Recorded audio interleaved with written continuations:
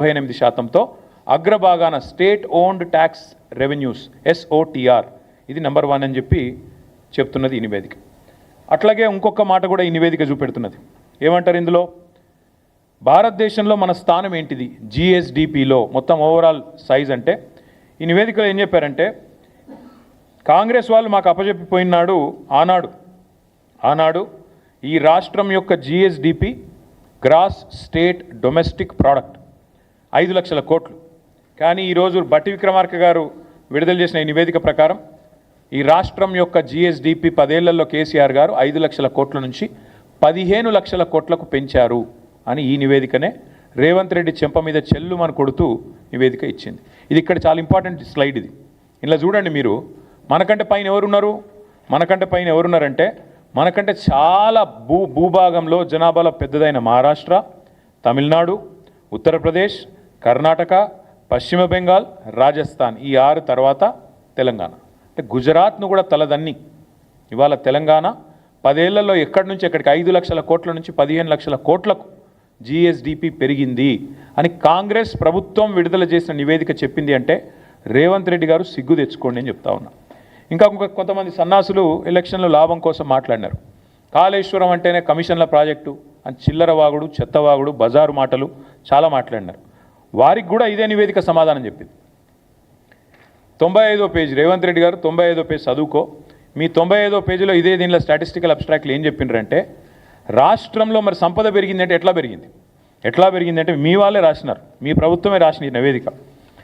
To achieve these objectives, government has implemented policy initiatives such as flagship Kaleshwaram project and Mission Kakatiya to improve irrigation infrastructure, supply 24/7 power to farmers, investment support to farmers under Raitu Bandhu. అందువల్ల సంపద పెరిగింది అంటూ కాళేశ్వరాన్ని ప్రస్తుతిస్తూ స్తుతిస్తూ అద్భుతమైన project అని చెబుతూ Telangana statistical అబ్స్ట్రాక్ట్లో కనీసం పాప రాసిన అధికారులను నిజాలు చెప్పారు. సరే, ఈ సన్నాసులు చూసుకోలేదు, విడుదల చేసిన ఇప్పుడు తర్వాత 4 గరుచుకున్నారు, అది వేరే విషయం. ఇంకోటి, ఈ వ్యవసాయానికి సంబంధించి మీ నివేదికనే చెప్తా ఉంది స్పష్టంగా రాష్ట్రంలో కాళేశ్వరం ప్రాజెక్టు కానీ మిషన్ కాకతీయ లాంటి ప్రాజెక్టుల వల్ల కానీ ఎంత వ్యవసాయ విస్తరణ జరిగింది, ఎట్లా సంపద పెరిగింది. ఇప్పుడు నేను చెప్పాను తలసరి ఆదాయం పెరిగింది అని చెప్పాను, రాష్ట్ర GSDP పెరిగింది. కేవలం ఒకటే సెక్టర్ వల్ల పెరిగిందా? కాదు.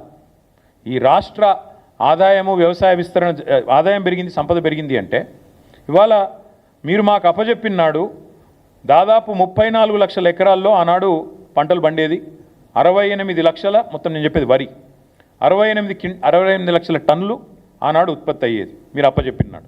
మేము దిగిపోయేనాడు మరి మొత్తం చూసినట్టయితే ఓన్లీ వరి నేను చెప్పేది, మిగతా పంటలు కాదు. 1,18,00,000 ఎకరాల్లో సాగైతున్నది, 2,60,00,000 టన్నులు ధాన్యం పండుతున్నది, వరి ధాన్యం. అంటే ఎక్కడ మీరు అప్పచెప్పినాడు 34 లక్షల ఎకరాలు, ఎక్కడ 1,18,00,000 ఎకరాలు, ఎక్కడ 68 లక్షల టన్నులు, ఎక్కడ 2,60,00,000 టన్నులు. ఇది వ్యవసాయ విస్తరణ జరిగిందా లేదా, కాళేశ్వరం పనికొచ్చిందా లేదా, మిషన్ కాకతీయ కమిషన్ కాకతీయ అయ్యిందా?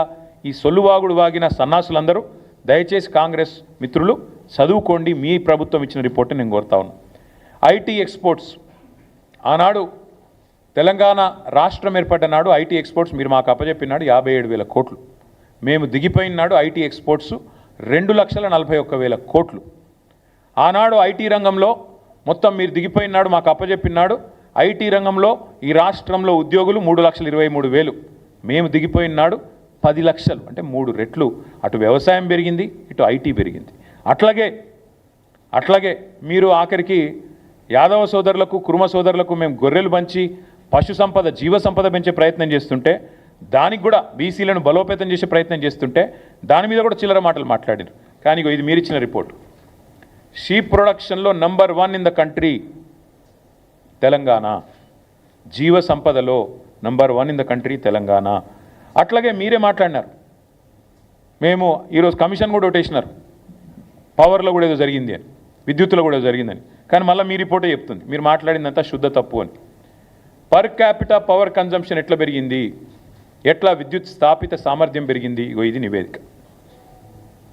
ఎట్లా పెరిగింది ఆనాడు ఎంతుండే మీరు మాకు అప్పచెప్పినాడు పర్ క్యాపిటల్ ఎనర్జీ కన్జంప్షన్ 1,356 యూనిట్లు. మేము దిగిపోయినాడు ఎంతుంది 2,349 యూనిట్లు. మరి ఎట్లా పెరిగింది ఇది? వ్యవసాయ విస్తరణ జరిగింది, అట్లాగే పరిశ్రమల విస్తరణ జరిగింది, గృహాలలో కన్జంప్షన్ పెరిగింది, నాణ్యత పెరిగింది విద్యుత్తుది, కాబట్టి కన్జంప్షన్ కూడా పెరిగింది. ఇవన్నీ కూడా మీ రిపోర్టే చెప్తా ఉంది. ఇంకొక 2 మాటలు మాత్రం మీకు చెప్తాను నేను. ఫ్యాక్టరీస్ ఇది చూడండి దయచేసి, ఎట్లా పారిశ్రామిక విస్తరణ జరిగింది. ఐటీ ఒక్క రంగమే కాదు, పారిశ్రామిక విస్తరణ ఎట్లా జరిగింది, ఎన్ని ఫ్యాక్టరీలు, మ్యానుఫ్యాక్చరింగ్ రంగం, ఉత్పత్తి జరిగింది, ఎట్లా జరిగింది. ఇక్కడ ఈ రిపోర్ట్లో ఏం రాశారంటే నెంబర్ ఆఫ్ ఫ్యాక్టరీస్ ఎన్ని ఉన్నాయి అని చూస్తే మనకంటే పెద్దదైన రాష్ట్రాలు 6: తమిళనాడు, గుజరాత్, మహారాష్ట్ర, ఉత్తరప్రదేశ్, ఆంధ్రప్రదేశ్, కర్ణాటక. వాళ్ళ తర్వాత మన స్థానం, నెక్స్ట్ మనమే. అంటే వీళ్ళకి మనకంటే జనాభాలో, సైజులో, భౌగోళికంగా చాలా పెద్ద రాష్ట్రాలు. కానీ మీ రిపోర్ట్ చెప్తున్నది తెలంగాణలో పారిశ్రామిక విస్తరణ కూడా అద్భుతంగా జరిగింది. వాస్తవాలు ఇట్లా ఉన్నాయి. అంటే దేశ జనాభాలో 2.8% ఉన్న తెలంగాణ 5.1% సంపద ఈ దేశానికి అందిస్తున్నది, ఇది వాస్తవం. జిఎస్డిపిలో గ్రోత్లో తెలంగాణ భారతదేశంలో నెంబర్ 1, ఇది వాస్తవం. సంపద సృష్టించడంలో తెలంగాణ ప్రభుత్వం కేసీఆర్ నాయకత్వంలో అద్భుతంగా పనిచేసింది, ఇది వాస్తవం. 10 ఏళ్లలో కొత్తగా దాదాపు 80 లక్షల ఎకరాలు సాగులోకి వచ్చినాయి, ఇది వాస్తవం. మీ రిపోర్ట్ చెప్తున్నది. వ్యవసాయంలో జరిగిన అభివృద్ధి గురించి అయితే పుంకానుగా కాళేశ్వరం వల్ల జరిగిన లాభం, మిషన్ కాకతీయ వల్ల జరిగిన లాభం మీ నివేదికనే చెప్తా ఉంది, వాస్తవాలు, ఇది కరెక్టు. కాంగ్రెస్ వాళ్ళు రిపోర్ట్ చదవండి. దేశ తలసరి ఆదాయంలో ఇవాళ అగ్రభాగాన తెలంగాణ ఉన్నది. 1,84,000 నుంచి 3,56,000 జాతీయ సగటు కంటే డబల్ ఉన్నది అని మీ నివేదికనే చెప్పిన మాట వాస్తవం. మోదీ గారు తలకిందులు తపస్సు చేసినా, రాహుల్ గాంధీ గారు మరొక 100 జోడో యాత్రలు చేసినా ఇది సాధించలేరు అనేది కూడా వాస్తవం. అట్లాగే తెలంగాణలో గత 10 సంవత్సరాలుగా కేసీఆర్ గారు అకుంఠిత దీక్షతో, మొక్కవోని పట్టుదలతో ఒక అభివృద్ధి యజ్ఞం చేసినారు, ఇది కూడా వాస్తవం అని మీ నివేదికనే చెప్తా ఉంది. అట్లాగే